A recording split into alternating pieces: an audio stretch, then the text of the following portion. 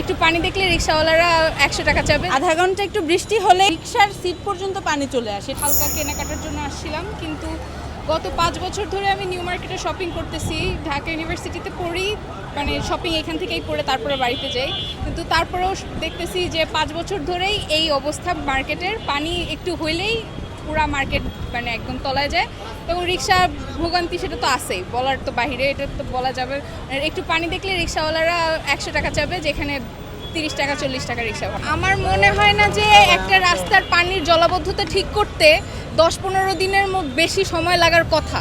আর যেখানে 5টা বছর ধরে ভোগান্তির শিকার হচ্ছি, সেখানে আমরা আসলে ফেড আপ। এখন নতুন সরকার আসছে, দেশের নতুন উন্নতি হচ্ছে, আমি শিওর এগুলো ঠিক হয়ে যাবে। এই যে নোংরা, আমি কি অসুস্থ হব না? আমার পায়ে কি ইনফেকশন হবে না? এটা তো আমি তো জাস্ট একদিন আসছি অ্যাজ এ মানে ক্রেতা হিসেবে একদিন আসছি, কিন্তু যারা স্টুডেন্ট ঢাকা কলেজে পড়তে যাচ্ছে বা অন্যান্য যারা আসতেছে, তাদের তো আরও বেশি দুর্ভোগ হচ্ছে। তারা তো এই জিনিসটা প্রত্যেক দিন সাফার করে করে তারপরে যাচ্ছে। যারা ক্রেতা বা যারা এখানে বিজনেস করতেছে, তাদেরও তো এগুলো ভোগ করতে হচ্ছে। তা আমার মনে হয় যে এই জিনিসগুলো খুব সহজে ঠিক করা সম্ভব। আধা ঘন্টা একটু বৃষ্টি হলেই নিউ মার্কেটের পুরো এরিয়াটা সবসময় খুব একদম পানির নিচে চলে যায়।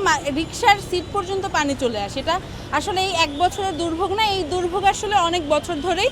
এটা আমাদের প্রপার স্যানিটেশনের যে ব্যবস্থাটা আমাদের, সেটা ঘাটতি, এবং সিটি কর্পোরেশন থেকে এটার বিরুদ্ধে কোনো ব্যবস্থা নেওয়া হচ্ছে না এখন পর্যন্ত। এটার আসলে প্রপার একটা সলিউশন দরকার, কারণ না হলে তো নগরবাসীর জন্য এটা খুবই ভোগান্তি। শুধু সাধারণ মানুষ না, যারা ব্যবসায়ী আছেন তাদের ক্ষেত্রে অর্থনৈতিক একটা লসের কারণ এটা। আসলে স্বাস্থ্য দিকটা ভালো রাখছে, ব্যবসা বাণিজ্য দিয়া খুবই খারাপ, তো দেখতেছেন নিজের চোখে।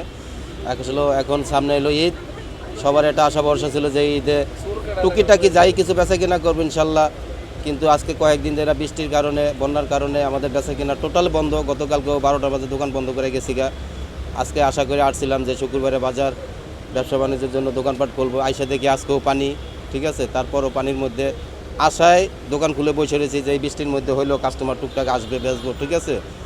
কিন্তু এখন অতি 3 ঘন্টা হয়ে গেছে দোকান খুলছি, এই পর্যন্ত এখনো বনিবারটাই করতে পারি নাই, ঠিক আছে। তারপরও আশায় বসে রয়েছি, বিকেল পর্যন্ত দেখি কী অবস্থা, ঠিক আছে। আর সবচেয়ে বড় কথা হয়েছে, আমরা আশা করে বসে থাকলে কি হবে? বৃষ্টির পানি যদি না কমে, এই পানির যদি কোনো ব্যবস্থা না করে সরকার, ঠিক আছে, তাহলে আমরা বসে থেকে তো লাভ নাই। কাস্টমার যদি না আসতে পারে, আমরা কার কাছে বেরবো বলেন, ঠিক আছে। এখন সরকারের কাছে আমার অনুরোধ, আমাদের মার্কেটের সামনে যে ড্রেনটা আছে, এই ড্রেনটা সিটি কর্পোরেশনের সাথে আলাপ করে কিভাবে নিষ্ক্রিয় করা যায়, কিভাবে বৃষ্টি আসলে যাতে এখানে পানি না জমে, সেটা যদি সরকার মনোযোগ দিয়ে করতো, হয়তো আমাদের ব্যবসায়ীদের জন্য ভালো।